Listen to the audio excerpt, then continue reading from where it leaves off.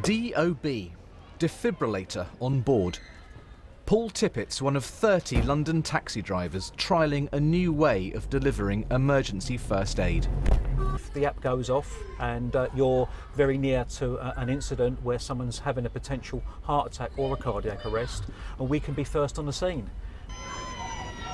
So this is a demonstration mode, but this is what you'd hear, that there's an incident nearby. Absolutely.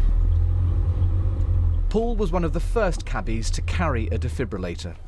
It delivers an electric shock to a heart that's in cardiac arrest. It's picking up a gentleman from the city, taking him home, and he collapsed on the back of the seat.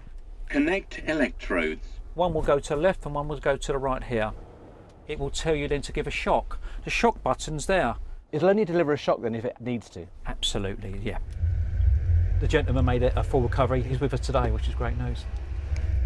The idea of a taxi driver being a first responder, I mean, how does that feel? Because you're not trained paramedics, are you? No, absolutely not. But I've had various incidents in the taxi and also outside a taxi where you felt that you could do something, but you've been powerless. 3 years ago, Neil had been running in this park when he collapsed with a cardiac arrest.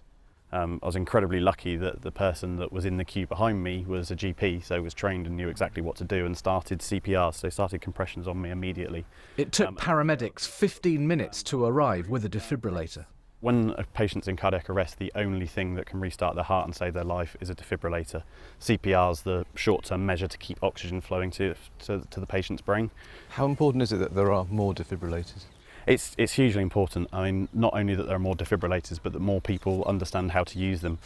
Defibrillators are now available in many workplaces, shopping centres and railway stations. In October, a decision will be made as to whether more London taxis will have one on board. Tim Muffett, BBC London News.